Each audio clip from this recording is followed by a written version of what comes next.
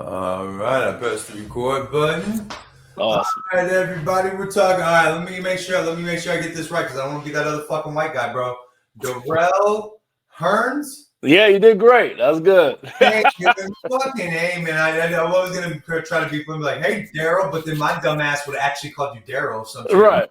Like Right. I'm that dude. I'd be like, oh, I'm gonna be funny, but then I actually would fuck up, dude. Oh wait, I forgot to let's do the theme song. My bad, my man. All right, let's do it.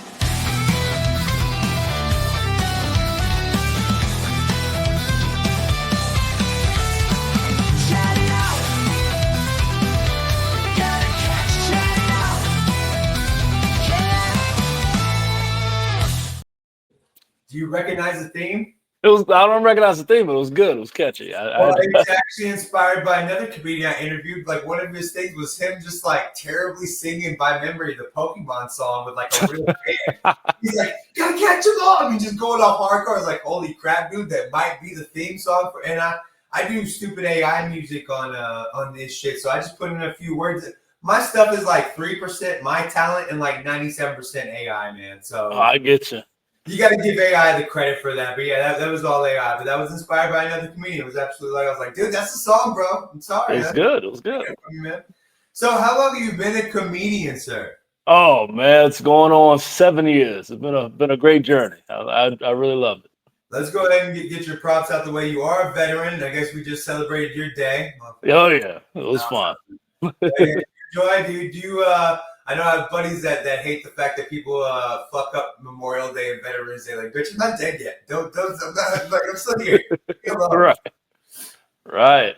Like, it's kind of that, but Veterans Day. I mean, I'm glad we're still here. But Memorial, I love it, man. I love what started it and what went from there too. So hey. Right, but how many people come up to you and be like, "Oh, happy, are you feeling good?" Like, kind of celebrate Memorial. Like, dude, this is for the people that actually gave their lives that day. Right. Yeah, like I came back, thank goodness, and I don't know. I don't know by personal experience because I smoked a lot of weed, bro. Right. I went with homies to the Marine office. They're like, "Hey, you want to stop?" I'm like, "Nah, I smoke a lot of weed and I'm fat. I'm not doing this shit, bro." Like my homie would be like, "Hey, PCP," I'm like, "Bitch, I will punch you in the nuts." Chop patrol in real fucking life. No, I ain't taking that from me. My dad didn't even fucking like me. I'm not doing this shit, dude. Right. So were you in? So you were in the? You did your full service. You did more than 4 years, or just 4 years? Oh, I did 8 years in the Air Force. So. Damn, man, 8 years in. You're a big dude. What were you like? Getting them in there? Like you weren't actually flying those fucking planes. I've seen you on stage, bro. You're pretty big guy. I'm just 6'3", 240 pounds. 200 give or take, 40 give or take. And we do have a line of I guess people call you the cracked out Kanye. People call you, what the fuck happened to Fred Durst, bro? So well, no, it's special needs Kanye. Now I can see special needs. Dude. I feel like that's the same fucking thing, bro. I can see meth out Fred Durst. There you go. Like you go on the stream. What the fuck happened to Fred Durst? I'm like, guys, I hate to tell you this. I'm not actually Fred Durst. I just did it all for the fucking nookie. You might not have.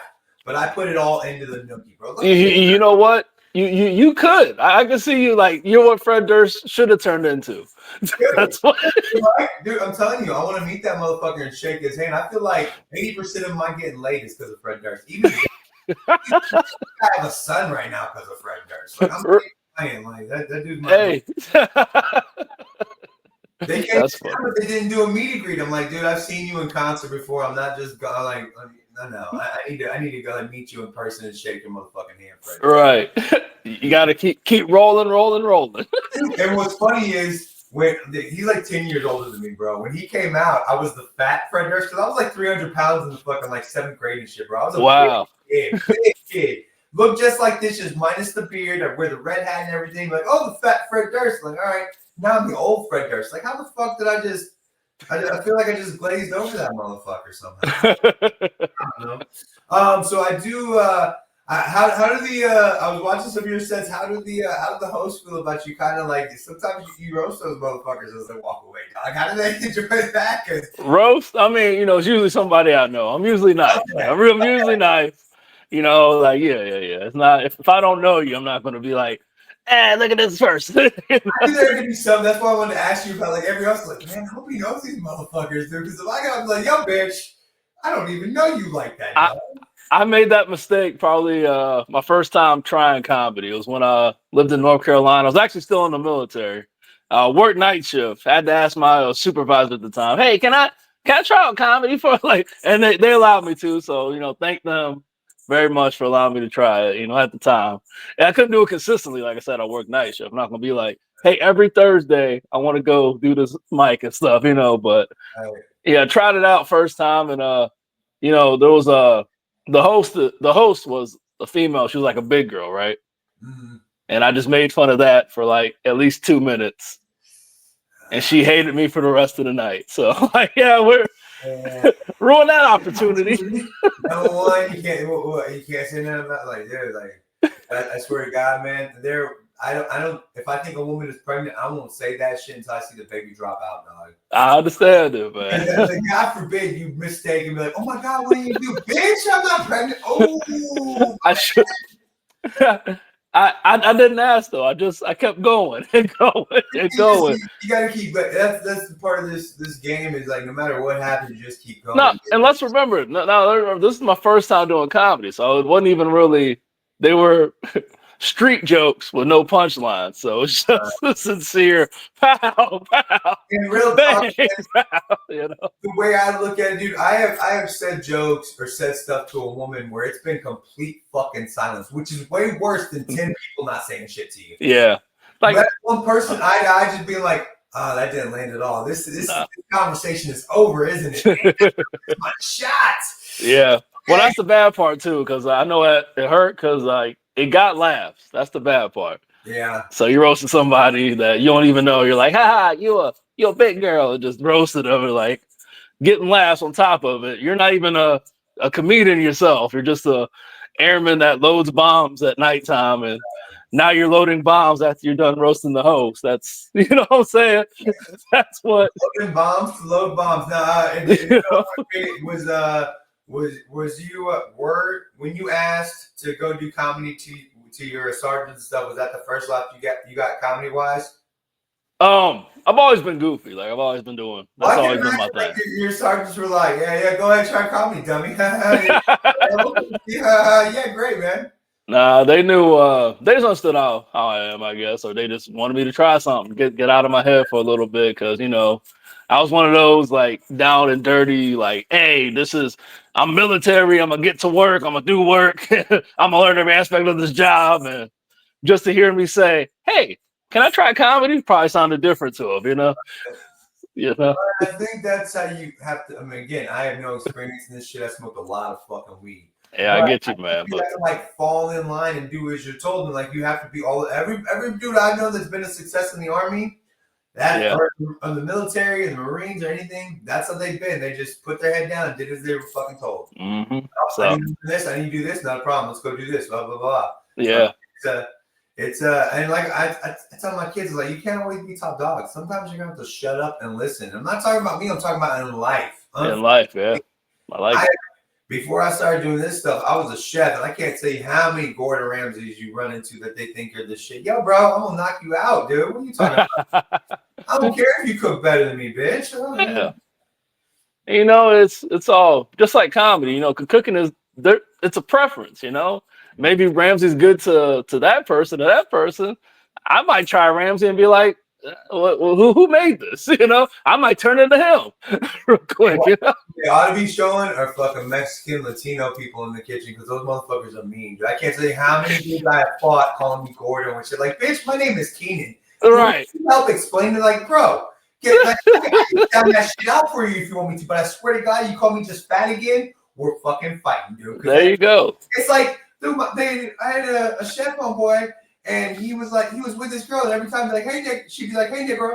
Like, yo, dude, why is that cool? I understand you're fucking her. And I understand she basically just wanted like, what if I walked up like, hey Black, that would not be cool, my guy. So why is he like, you know what, now that I think about it, it's probably not like, dude, you probably should think about that a lot more. Like, we need to get these people. That's why they think they can just call me fat. Oh, so they keep calling you Porky all the time. I got you. That's mean. That's mean of them. Hey Gordo. No, bitch, my name is Keenan, motherfucker. Right. Yeah. You spelled the cool way too. So unless is that on the birth certificate or is that just how you spelled it today? No, that's on the birth certificate. My mom picked up my name when she was in the fucking junior high. I'm named after an old white fucking Disney actor, bro. She did not know that it was gonna become cool as fuck. Right. No, That's dude, like, because like Keenan and Kel. Keenan, where's Kel? I get that all the fucking time. So back in the day when you placed in an order like Taco Bell, what's your name? Keenan. I don't care how you spell it, just as long as you give me my fucking food, like Keenan and Kel. And I swear to God, dude, this fucking like I'm like in my 20s. This chick is like, I have no idea. This bitch, what are you doing? What are you how old are you? Like I'm fucking 4 years older than you, motherfucker. Whatever. Right. Just put it on there and make it all that. The worst part was that my best friend in high school was this very skinny black kid, and they'd be like, "Keenan, where's Kel?" I was like, "Well, I think you might be talking about my homie, but it's kind of fucked up, guys. I don't know. Mean, it's kind of fucked up. It might have been. I mean, was he as over the top as Kel and on the show? Was he one of those people? Was he? He was. I gave him to the Marines because of me and him getting busted in high school at a hotel party. Yeah. I had warrants and I knew I was going to jail, so I tried to slide him a little pin or joint, like real cool. He got busted. They threw him up against it, and like they pulled out. I was like, "That's actually fine, guys." I tried to take the blame for it. They're like, "Well, it's in his pocket." I'm like, "Okay." But well, what was that? What was this? Oh, Texas. I'm from Texas, man. So okay, that sounds about right. Yeah, I'm standing there like not being touched. They throw his bitch ass in the back of the car, like me and his fucking like, guys, I'm the one with the warrants over here. Yeah. And I hear them talking about like, are we gonna take this white guy to jail? That sounds like Texas. This is me, dude. Like, but because of that, he lost his pharmacy job. He was gonna be a pharmacist. Oh man. Send him to college. Hold on, they were gonna send him to college. So then he just decided to go like check in at the Marine office to do that. He fucking retired a Marine, so you're welcome, America. Hey, you did good for him, man. You're welcome, America. Fuck him, America. You're welcome. I gave you a great Marine. That dude, like, right to die, dude. Fuck that. You're his guardian weed angel. That's good. Right, yeah. Like, he probably never hung out with another white boy the rest of his fucking life. He's like, nah, dude, I know y'all motherfuckers. I mean, why not? If they just put a blunt in your pocket and be retired from the military, he's set for life. Dude, I remember when fucking seeing it. I mean, it was the smallest little. It was the last joint of the night, bro. It was the smallest little pinner I've ever, dude. I'm like, I can't believe it. I should have just. I already had warrants, but I knew I was going down for warrants. So last probably got a good severance package, all that stuff, man. Just good. He got everything. He's got. I think he's got like. Not even joking. I think he has like 2 ex-wives, like 2 ex-white wives with a bunch of kids. Like, yo, like, bro, I hook you the fuck up, dog. You set him up for a good life. With I ruined his fucking life. One of the two. Something happened. You put a little blunt in his pocket, and now he's got kids and a retirement. And man, you just congrats. Pharmacist and shit. I mean, but like a pharmacist, hey, maybe it wasn't for him. Maybe this was God's way of taking him out of the pharmacist job and putting him in what he really wanted to do. You know what I'm saying? And quick, since bringing up God, I did like the fact that I saw you were doing like a devotional, like just talking your regular stuff. I do like how you kind of both sides of the same coin. I like that, dude. Like you're a God-fearing man, but you also talk some shit and you don't mind because man, I don't want to get fucking, oh, my bad. But it's not the right time to say F word. I don't want to get biblical or anything. Let me cuss a little bit. But I'm just saying, like, I do believe in God. I don't so much believe in Jesus. I think everybody's got a prophet. Of course. There's God out there. I've been blessed, dog. I've, like, all this shit I have is, all my bad decisions gave me my kids. All my, like, I wound up with a career being a chef by accident, dude. Like, all this shit just happened by accident. So there's something out there. I don't know what it is. I got you. That sounds like. I don't argue with people about it. That's it. In my room, there's no politics, no religion. So I'm breaking rules right fucking now. Hey, let's do it. Let's go. But I did like how you showed both. So like, I can be funny. I can do this, but I'm also going to tell like, there's a time for this and there's a time for that. So I like both sides of that, dude. Like when actually, I think I was on YouTube last night. Dude, like you popped up live and was like, that's fucking weird. Like interviewing tomorrow. This is the first time I've seen anything of his pop up at all. Yeah. Like either the algorithm is like connected and watching some shit, or something's happening. Something's happening there. Hey, so man, that'll be wonderful, man. That'll be wonderful. You were just saying your stuff. It's like over and over again. What did you say, dude? Power to the people or people to the power? I don't know, dude. I know. Yeah. Dude, I know. It's like I'm confused already, bro. Stay powerful, stay great, stay awesome, because that's what it's all about. That's what I say. I think I might have been stoned again, bro. Not hey man, it's all right. Hey, at least you got a part of the message. You can go back later and catch the rest. I got kids, weed, and YouTube, bro. It's one of those three things that's happened in my life at this moment. So that's what we're doing. That's what we're doing. I like it. That's it. So and you're in Arizona now, right? Yep, Arizona. How long are you from Arizona, or is that just where you ended up at? Oh no, started comedy in DC. I just moved to Phoenix after a little bit. I was just very what was it? Just God called me. He just told me to go to Phoenix. I said, you know what? I'm going to listen. Let me see what's out here. And it's been a good journey so far. I learned a lot, We're doing meet a lot of good, cool people, going to a lot of cool places that I could never dream of going to, ever in my life, going from the East Coast to here, So I don't want to point anything out, but Moses spent like 40 years in the desert because of that dude. So I'm just saying, bro, if he calling you to the desert, you might want to be careful out there. And like, you could spend 40 years out there and be like, damn, dude, now I see what's going on. Oh no, I got the expedited version. It was, I got it in a safe environment. How about that? There you go. My daughter lived in AZ. I think actually one of my grandkids was born in Arizona, dude. No, they came back to Texas as quick as they could. We're the best, whatever. Mm-hmm. Look, I had other questions, but it's just blowing through my mind. I'm trying to think. I'm gonna put you on the spot and actually tell a joke. No, I'm all right, let's hear one. Let's get a joke. Because as a comedian or as somebody that's even aspiring to be a comedian, I fucking hate that. People come into my shit like, hey, tell me a joke. I was like, dude, I'm more of like a storyteller. I think that my whole vibe is a fucking joke on here, guys. Right. I'm not for sure. Like, you're asking for a joke. Like, I can't just tell you knock knock who's there. I ain't got that, dude. I do not have that. But I was watching your set, so I saw a lot of dude. I saw you headlines and stuff. You did some pretty good like shows there, dude. I like how you kind of like just keep fighting through like. And you show some of your bombs too, and I think that's a part of being a comedian. Is just it's how you fight back from those things and just keep going. Because there's times people aren't going to laugh, unfortunately. Oh yeah. I know my thing is what I actually love doing. It's like seeing how far I can push the bill. Yeah, I could be safe. I could tell you stories about, hey, I got a lima bean stuck in my tooth, and somebody said you got a green tooth. I could easily make those kind of jokes.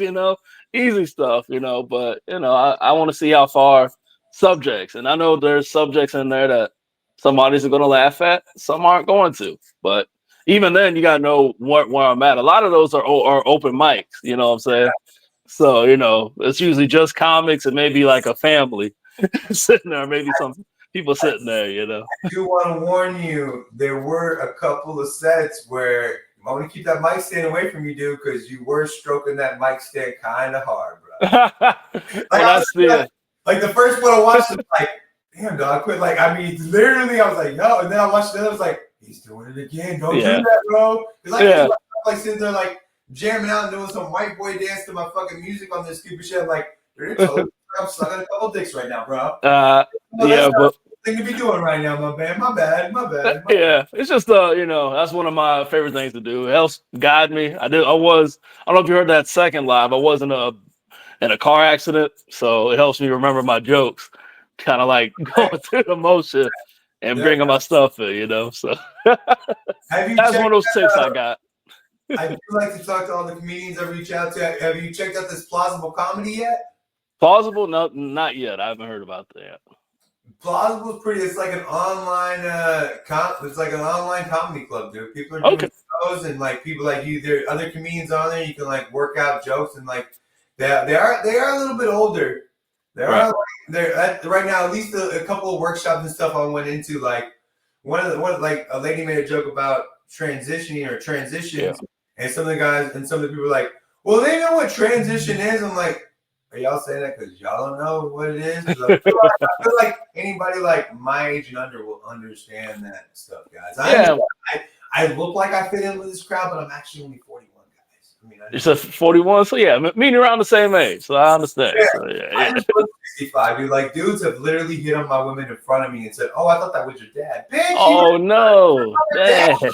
Fuck you in front of her daddy, bro. That ain't cool. But yeah, I do get that part where they're trying to teach, the simplification aspect. But maybe that's where comedy needs to go right now. We did get very political for a long time, but we also, we're living at that time period where, the politics have become a joke a little bit, but we got to talk about it a little bit. We feel like it, in a way.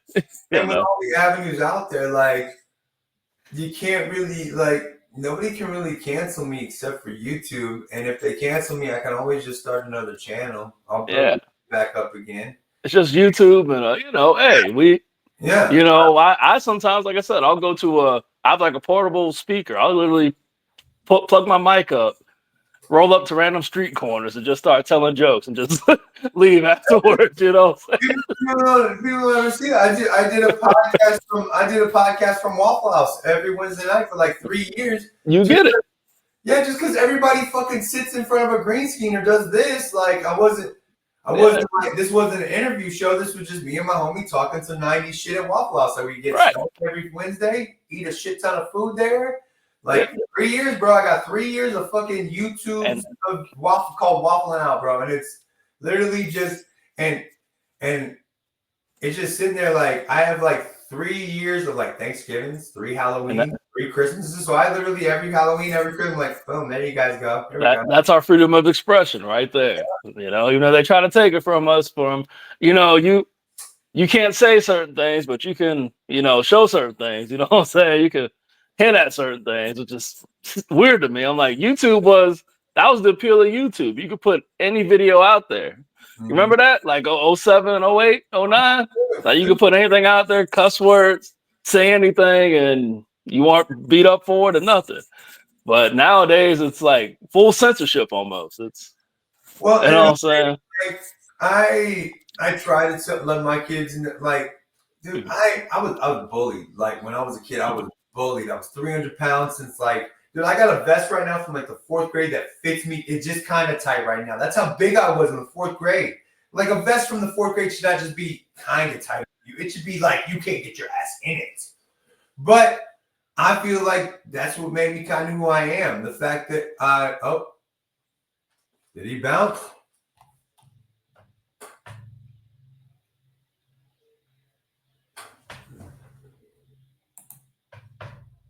What happened?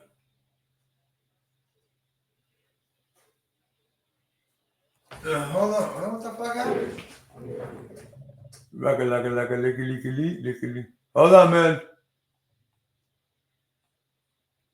One sec. Jesus. Put him in the fucking. Hold on one second. Shit. No, let's break shit. Hold on, man. I got it. It's coming. All right. I'm back. No, for some reason it just popped you. I didn't touch shit. For some reason it just took you out of my stream. I was like, what the fuck happened? Welcome to StreamYard,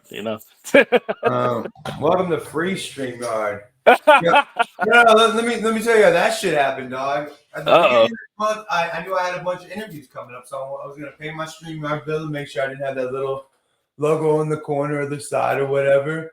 Right. But there's a little toggle for annual, and it starts at $400. It starts at annual, and then you flip it over and it goes monthly. Somehow I stayed on the annual and charged me $400. So I was like, I ain't got $400 for each StreamYard. So I had to get that money back. And then it's like, okay, now I gotta pay that. And then they send me a shit like, oh, we're gonna start like pushing your stuff out there because you've been using StreamYard so much. I was like, well, if you're pushing my shit out there, I'll leave your little logo. I'm not gonna pay it. Fuck that. Like, I'll leave your logo right there, man. Let's go. Right. Hey, man, it's not special. You just watch out for people trying to steal it, but who cares? It's a StreamYard. I feel myself. I'm so low on the totem pole right now. Take whatever you want, guys. It's only gonna make me better at this moment. Like if somebody, like I allow my stuff shareable to everybody. You can reuse it. You can do whatever you want to. You can take a dick on my face if you want. I don't care. Because that's only gonna give me views. So that's funny. My stupid stuff out, man. So that's all we need. That's all we need.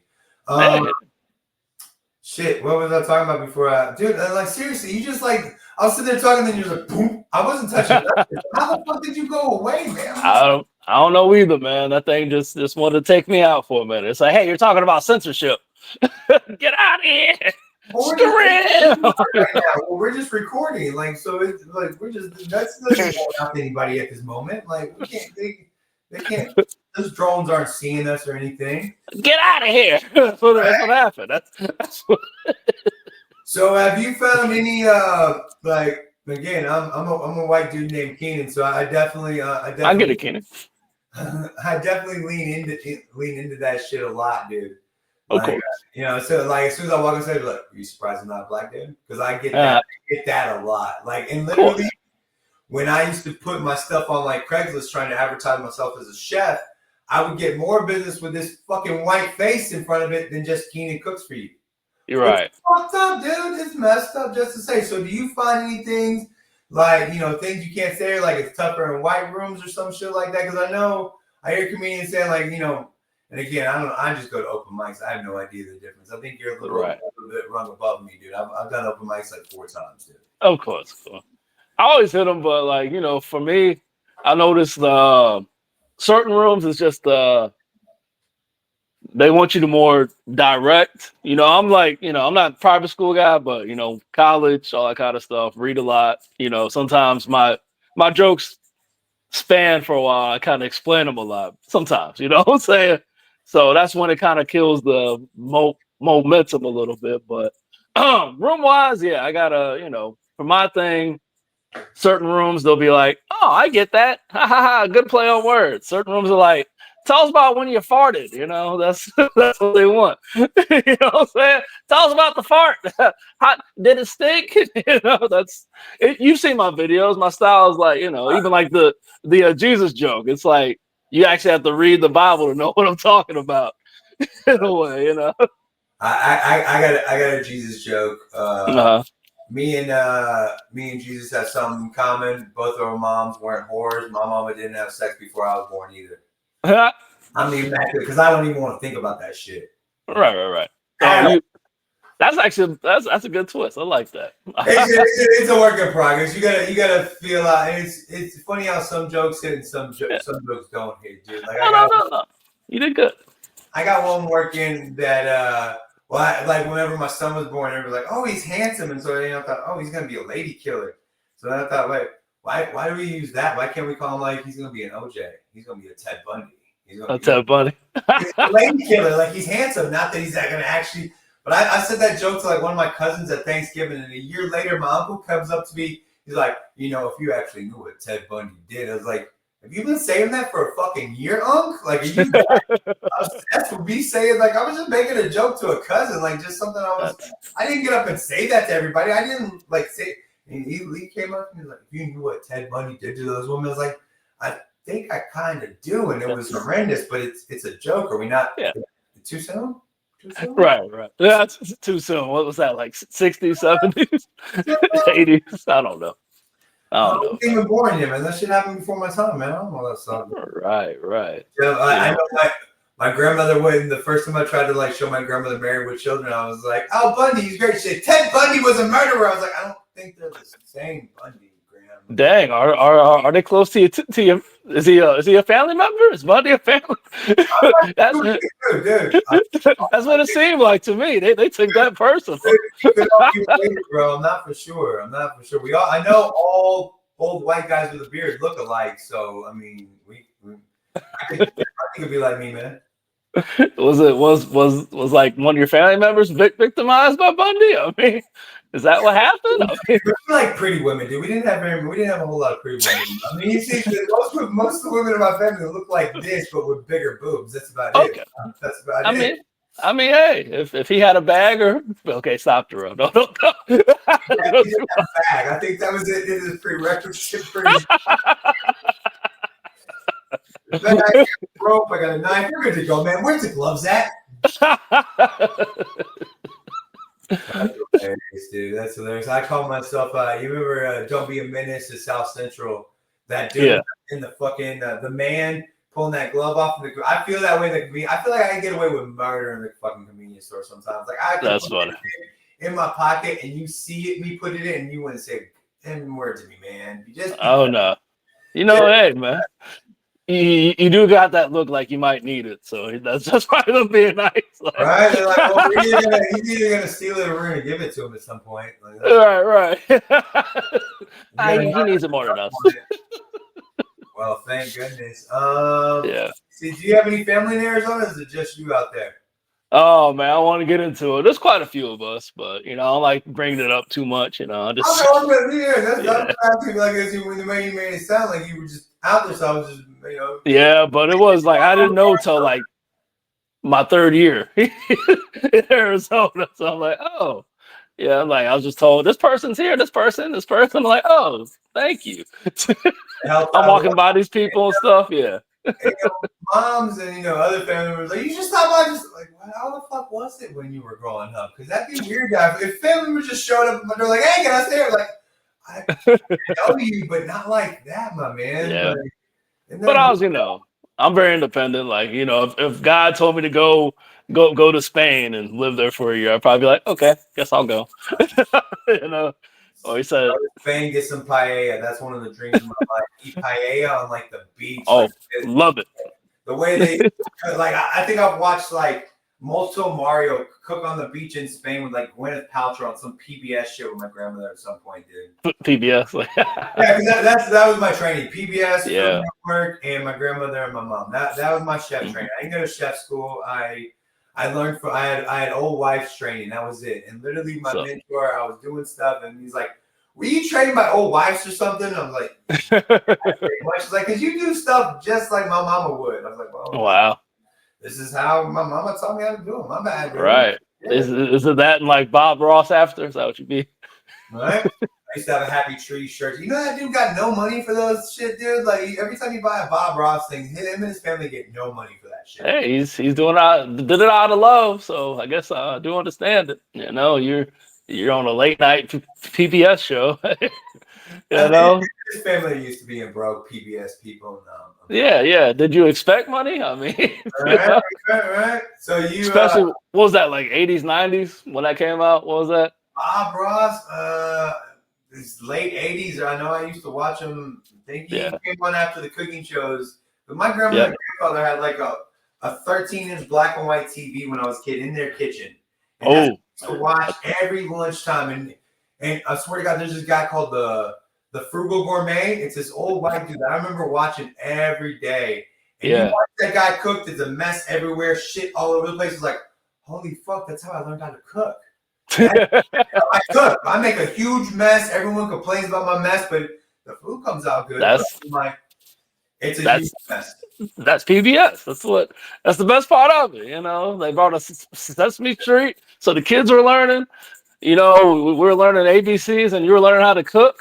Right. And we're learning how to paint, enjoy painting, and not be too much of a perfectionist at the same time. That was the beauty of it. On PBS now. That's what's wrong with America, man. That's what's wrong with America, dude. You have Mr. Rogers telling us you're good the way you are and stuff. Right, and I will, like, if you do get a chance, look up. Check out this nice sweater. Before sweaters were like out of style, Bill Cosby ruined that shit, motherfucker. I don't know if he ruined it. I want one of those Biggie Smalls '90s fucking like, with the Coogee sweater, the Versace. Oh yeah, I think it was Coogee. All I know is it was tight and it was fucking it was colorful, and I was just like, oh, I want that sweater so bad. And I always, with the Cosby thing, that's always funny to me because, when he was in, they tried to replace America's dad. Right. Remember that? Yeah. And then America's new dad died, and they brought back Cosby. I was like, oh, America loves it likes having a black dad. That's America. And Cosby, R. Kelly. Even there's something about Michael Jackson, but it's here and there. Who knows anymore? But I mean, when your talent outweighs whatever you did, like, of course, I'll still enjoy it. I understand R. Kelly's a POS, but I enjoy his music. Did he?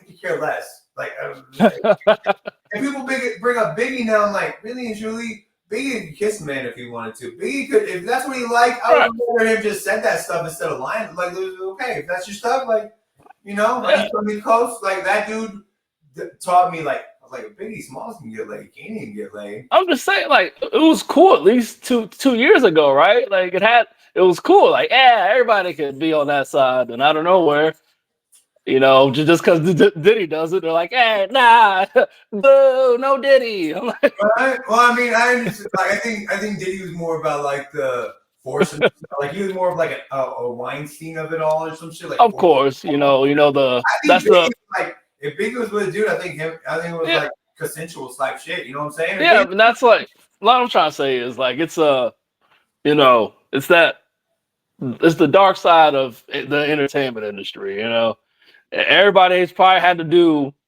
a certain form of a Diddy, you know what I'm saying? Or they've had to do some things to get that one song on the radio or to get that popularity, you know. When it comes down to it, if a man came to you with like $150,000, $200,000 and said, yo, dude, I'm going to give you this money, but you're going to have to do some weird shit for 30 minutes. I might take that. That's some life-changing freaking bro. Right. I will tell my kids, like, yo, you know what I did for this money, guys? We're going to do right with this money, guys. Yeah. This is going to change our lives, guys. I put everything on. I go to work every day for these kids. Why not? Like, I go to work. Yeah. Screw it. It's life changing until you find out it's actually in advance and you got to pay it back afterwards. But you know, hey, we just, you know what I'm saying? Hey, and this is what, unfortunately, this is what you pay for, bro. Like, you pay for this, that's on you, my guy.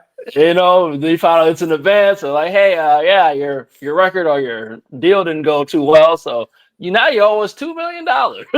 We'll see you Monday. I'm not doing a record. I'm doing an advance. I'm like, this is paid for, dog. Paid for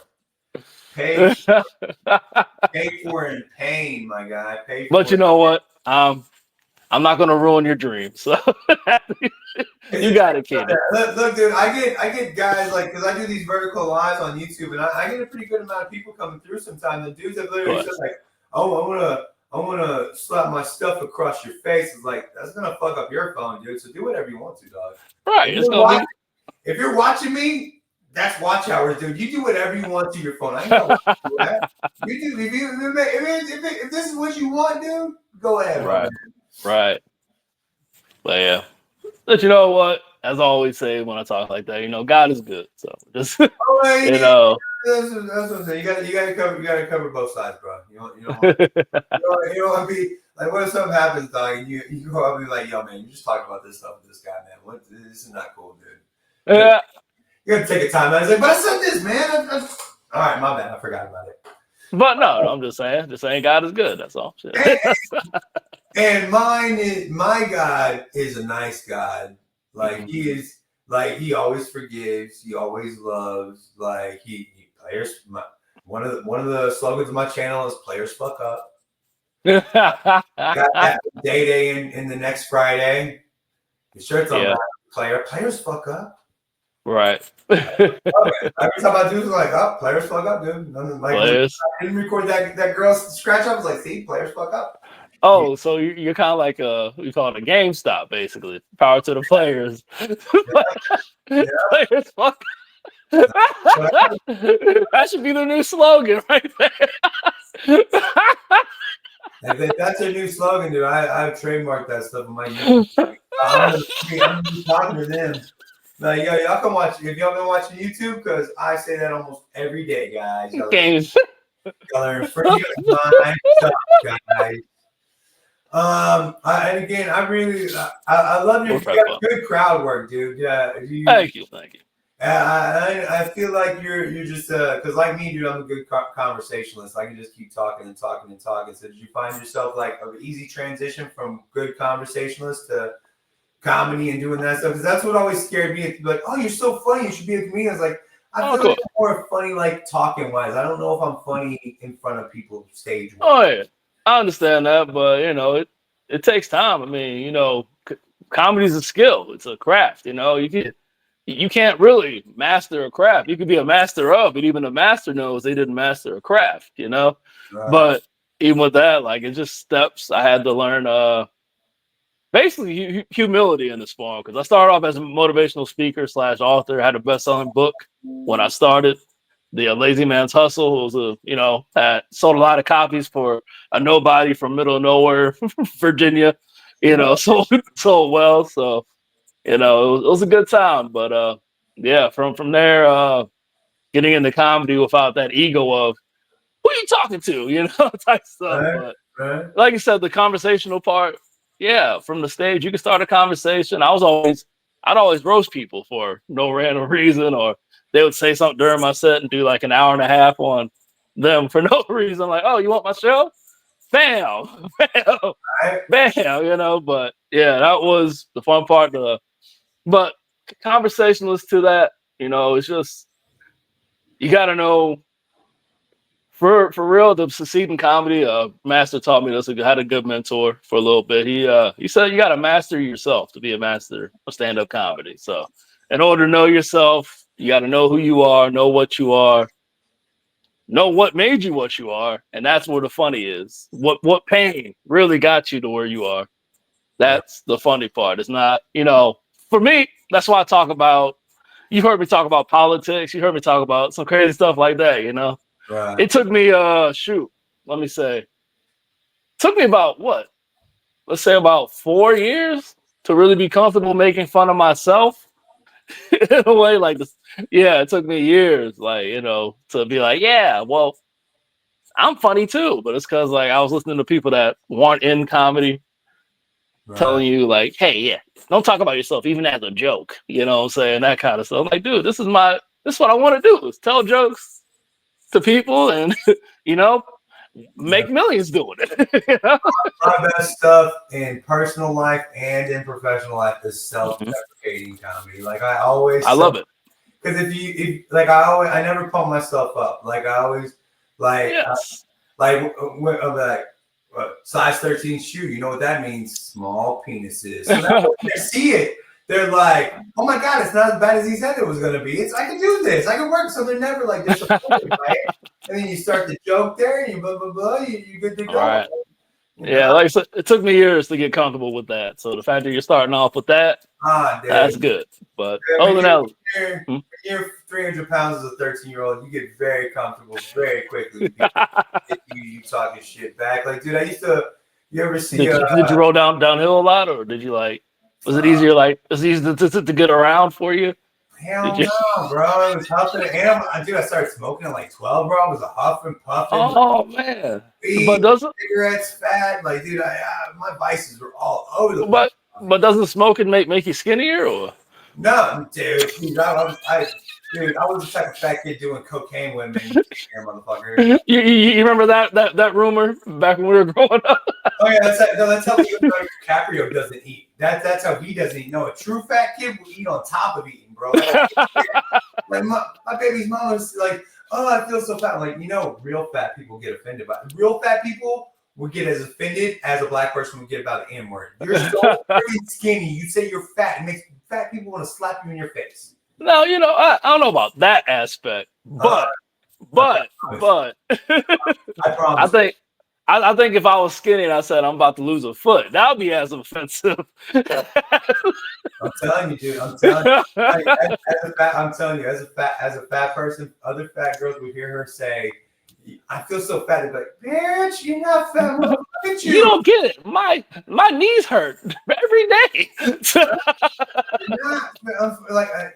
It's in her mind, and I get it. It's her head, but like, keep that to yourself, because actual fat people don't do that.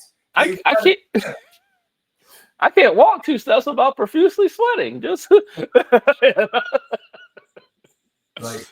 I'll stop. No, that was my dude. I remember like, I was like in the 9th grade. I'm sitting there talking to like a group of friends, and there's this fat girl sitting there with us all. And I, as a fat kid, like I'm constantly tugging at my shirt, making sure these titties ain't showing and shit and everything. And finally, this girl like, "Why are you tugging at yourself? We are both fat. Everybody knows we're fat. Quit it." I was like, "Oh shit, you're right. Like I'm just drawing attention. Fuck that. Yeah, you're right. My bad. My bad. My bad." That was like life lesson in the 9th grade. I'm like, everybody knows I'm fat.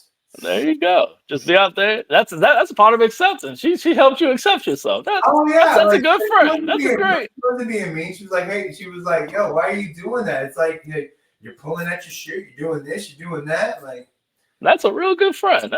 She's a good friend. She was an awesome friend, and unfortunately, she got unbelievably sexy. Oh, okay. Unbelievable. That's the worst, dude. There's so many girls from high school that just got so fucking hot that I could have had a chance with, and I just like passed up on because like, oh, my friends are gonna make fun of me, or I don't want. Dude, I should have locked that down. As 14-year-old can be high fiving me right now. Yeah, bro. Oh, dang. Just because you wanted the approval of your other friends, they didn't lock it down. No, I was a fat kid, so I needed good word of mouth, bro. I wanted women to say like, hey, you might not be that pretty, but you can get that stuff done, bro. More pushing for the pushing. They ain't lying, dog. They are not. Yeah, lying. That's funny, man. Where do you where do you see yourself like in the next 5 or 6 years? You're going next step. Do you plan on moving any place else? You taking the? You know what? I don't like getting to the next step. I just love saying grinding very hard. Seeing what the next step is, going from there. I always ask for God's guidance.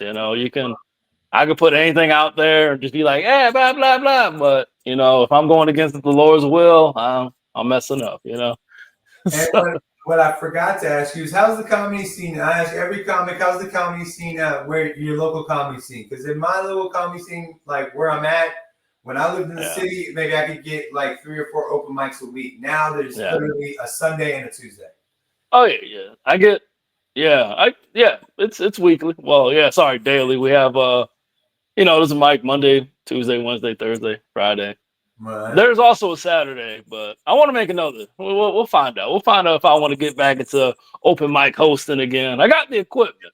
I just didn't sell it yet. Maybe that's why. Maybe we'll find out. I'm telling you, that's what I found out with why I like this plausible thing, because I can just jump on like, and because I would do it on my YouTube, like just throw some jokes out there and like, hey, I'm gonna try some stuff out. Just let me know. But on this plausible thing, it's like a Zoom comedy club where you can hear the people laughing, they can click stuff. Like it's all about the comedy. Like it's not just like, we're gonna do a meeting and we're gonna make it. But and is it on Facebook? No, it's called Plausible. PLAUZZIBLE.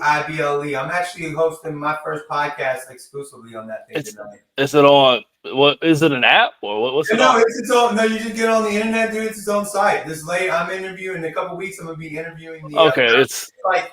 It's 2 years old. This comedian just saw how people. So it's a website. Yeah, it's a website called Plausible. It's like it's but with Z's. PLAUZZIBLE. Okay. I'll send you a link to the thing later. I got your message and stuff. I'll make it easy. Yes, you do. Link, I appreciate that. But it's cool just to get out there and work your stuff and talk to other comics across the country, because that's part of our game is us talking.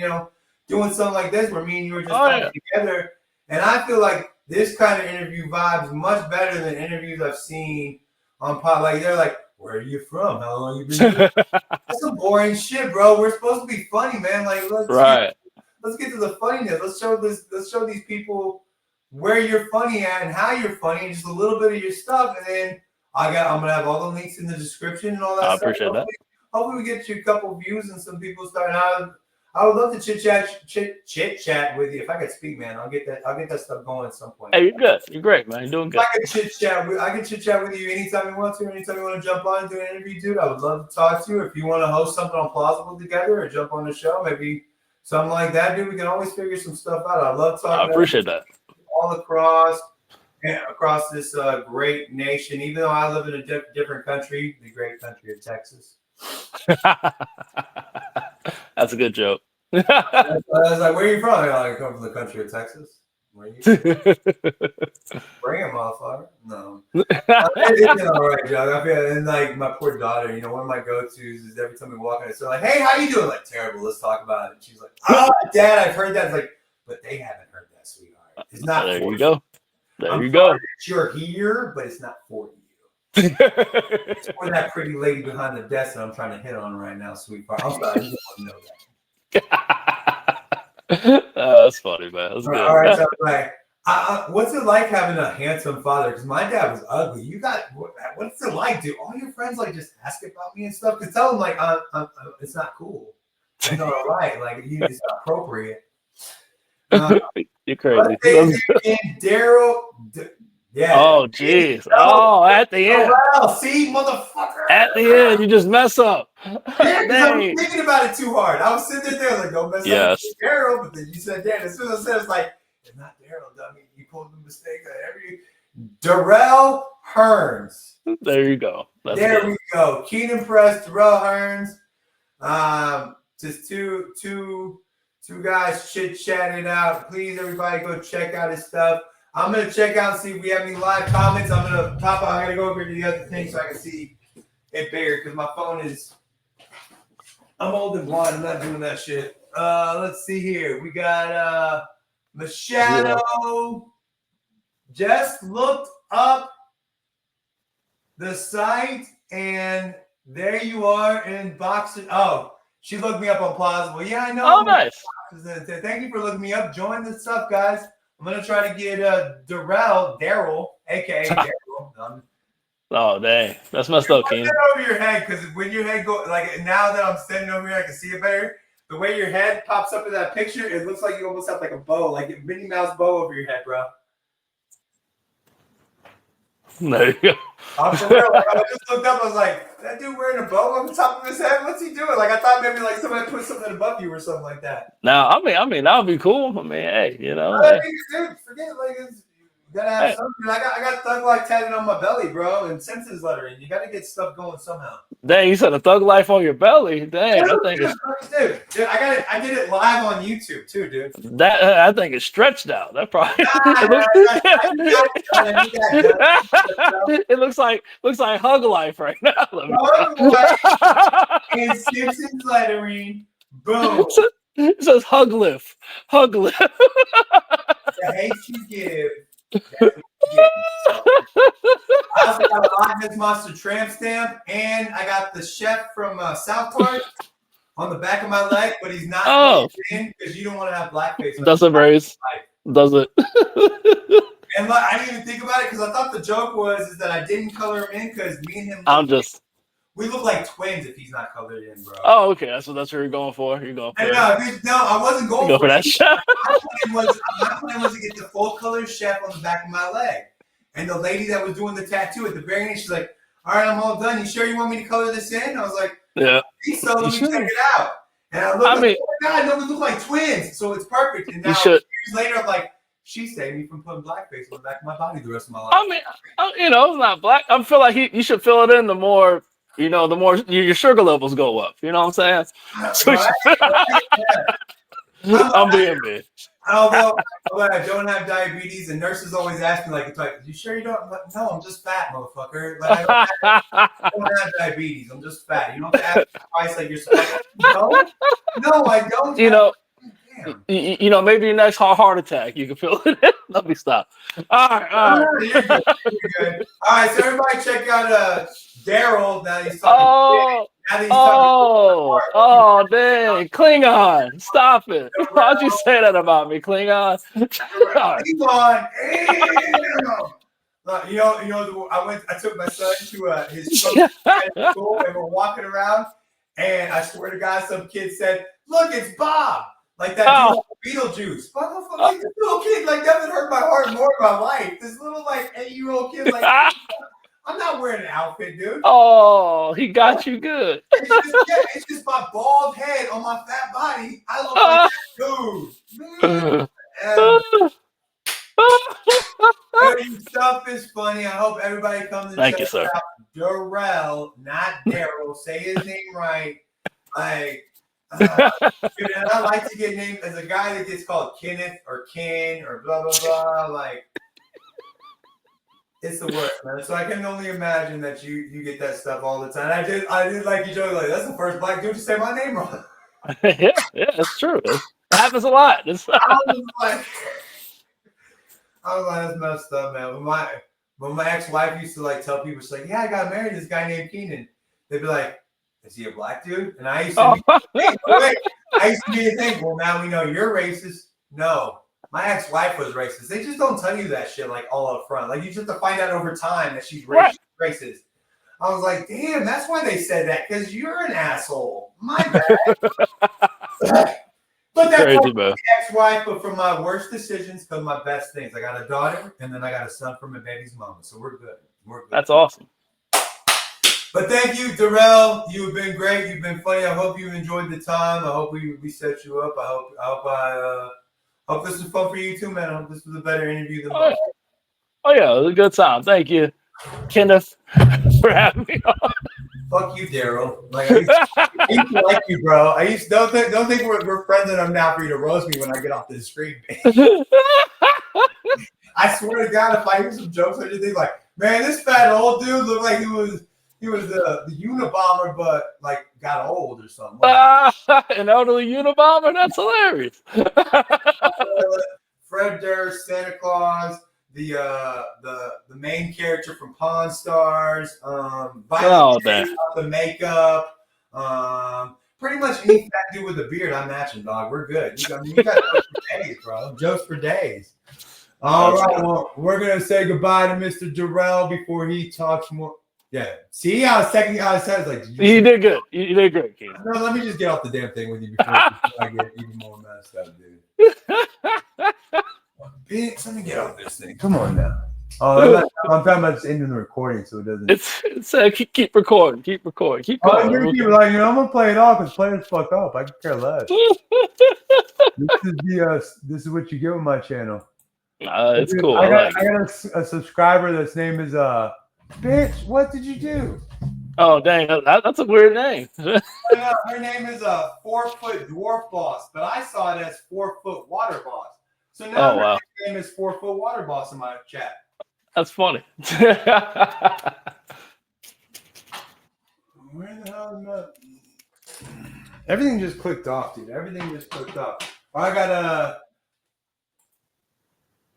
what did it do, dude? I guess it just like my shit just paused on me or something. Right. And all this is recording. Yes. Keep going. Let's do it. There we go. There's the mouse. Let me see. There we go. Mouse it up. Mouse it up. I like unplugged or something like that, dude. Like, dude, my players fuck up. That's the slogan of the channel. Players fuck up. The players fuck up.